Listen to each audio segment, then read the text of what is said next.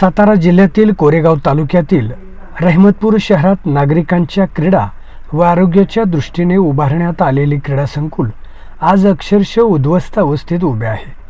रहमतपूर नगर परिषद सुमारे 3.5 वर्ष प्रशासकांच्या ताब्यात असताना या काळात प्रशासनाने ठेकेदाराकडून क्रीडा संकुल अधिकृतपणे हस्तांतरित करून घेतले नाही। या गंभीर दुर्लक्षामुळे संकुलाचे कोणतेही देखभालीचे काम झाले नाही आणि संपूर्ण क्रीडा संकुलाची मोठ्या प्रमाणात हानी झाली आहे। सध्या क्रीडा संकुलातील परिस्थिती अत्यंत विदारक आहे। आतल्या बहुतांश हॉलमध्ये प्रचंड घाण साचलेली असून अस्वच्छतेचे साम्राज्य पसरले आहे। मुख्य प्रवेशद्वारासह अनेक खोल्यांचे दरवाजे, शौचालयाचे दरवाजे तसेच काचांची तोडफोड करण्यात आलेली आहे। सुरक्षिततेचा पूर्णपणे अभाव असल्याने हे ठिकाण असामाजिक घटकांचा अड्डा बनल्याची धक्कादायक बाब वारंवार समोर येत आहे। लाखो रुपये खर्च करून आणण्यात आलेले जिमचे आधुनिक साहित्य वापराअभावी पडून राहिले असून त्यातील बहुतांश साहित्य तुटलेले किंवा खराब झालेले आहे। अनेक साहित्य गायब करण्यात आले आहे। नागरिकांच्या कराच्या पैशातून उभारलेली ही सुविधा आज धूळ खात पडून आहे। शहरात क्रीडा संकुल उपलब्ध असूनही त्याचा नागरिकांना कोणताही फायदा होत नाही। संकुलाला योग्य ग्राउंड लेवल नसल्यामुळे नागरिकांना सकाळ संध्याकाळ फिरण्यासाठी राज्यमार्गाच्या कडेला जीव धोक्यात घालून चालावे लागते। अशा प्रकारे राज्यमार्गाच्या बाजूने चालल्यामुळे अपघाताच्या घटना घडून गेल्या आहेत, परंतु तरीही सुस्तावलेल्या प्रशासनाला अद्याप जाग आलेली नाही। ही विदारक परिस्थिती प्रशासनाच्या अकार्यक्षमतेवर मोठे प्रश्नचिन्ह उपस्थित करत आहे। क्रीडा संकुलाच्या या दुरावस्थेसाठी पालिकेचे मुख्याधिकारी जबाबदार असल्याचा आरोप जनतेतून होत आहे। कोट्यवधी रुपये खर्चून उभारलेली सुविधा अशी वाया जाणे म्हणजे जनतेच्या पैशाची उघड उधळपट्टी असल्याचे मतही व्यक्त होत आहे। असून अडचण नसून खोळंबा अशी परिस्थिती या क्रीडा संकुलामुळे झाली आहे। खेळाडूंच्या तर अक्षरशः स्वप्नांना सुरुंग लागला आहे। आता तरी प्रशासन जागे होणार का क्रीडा संकुलाची दुरावस्था अशीच कायम राहणार असा सवाल नागरिकांकडून उपस्थित केला जात आहे।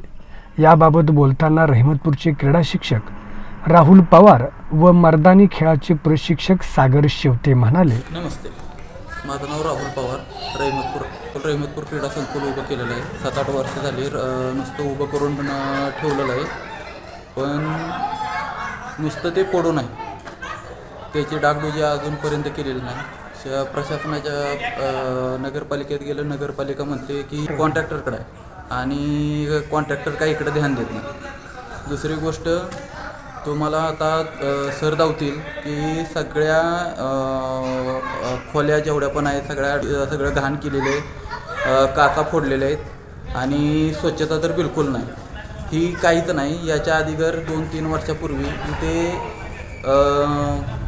प्रेम संकुल चालू होतं की इथं क्रीडा संकुल नसून प्रेम संकुल होतं की भरपूर मुली इथं येत होत्या, नौजवान मुलं येत होती मुलींना घेऊन, पण काही वर्षापासून जरा ते बंद झालेलं आहे।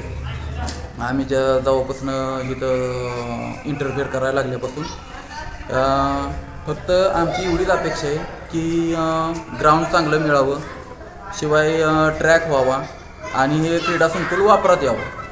ह्याच्या पलीकडे काही अपेक्षा नाही। मुलांना रोज खेळता यावं। आता ग्राउंड बघितलं तर त्या ग्राउंडमध्ये तुम्ही पण बघू शकता की ह्या ग्राउंडमध्ये खेळण्याजोगं म्हणजे बऱ्यापैकी खेळण्याजोगं काय नाही। पोरं येते ती ग्राउंडवर मॅचेस वगैरे भरवते ती, पण त्यांच्या लेवलला ग्राउंडची स्वच्छता नाही, प्रॉपर ग्राउंड नाही, लेवल नाही त्या ग्राउंडची। आणि असं चालू राहिलं तर रहमतपूरकर वासियांना चांगलं स्वास्थ्यासाठी जे आपण म्हणतोय की आजकाल चाललेलं असतं की स्वास्थ्य टिकून राहावं, पण ते फिजिकल ॲक्टिव्हिटीशिवाय स्वास्थ्य टिकून राहू शकत नाही। तर आमची एवढीच अपेक्षा आहे की लवकरात लवकर संकुल चालू व्हावं, भले 2 पैसे घेतले तरी चालतील नगरपालिकेनं, पण संकुल चालू राहावं एवढंच अपेक्षा आहे। मी सागर शेवते, राहणार रांगापूर, येथे मर्दानी खेळाचे क्लासेस घेतो। रहमतपूरला खूप मोठं क्रीडा संकुल भेटले, ही अभिमानाची गोष्ट आहे। आज रहमतपूरच्या पिढीला घडवण्यासाठी या संकुलाचा खूप मोठा फायदा होईल। फक्त इथं थोडा स्वच्छतेचा अभाव आहे। स्वच्छता भेटावी, लाईट नाही, लाईट भेटावी, त्याच्यानंतर पाण्याची सोय नाही, पाण्याची सोय व्हावी, तर टॉयलेटला वगैरे इकडं तिकडं मुलांनी जाण्याकरता सगळे होईल. आत्ता कसं आहे, काळाची गरज आहे. म्हणजे स्पोर्टला जर मुलं असतील तर त्यांचं आरोग्य चांगलं राहील. आणि स्वच्छतेचा अभाव असल्यामुळे इकडं बरेचसे लोक येत नाहीत, आणि बऱ्याच जणांची तक्रार आहे.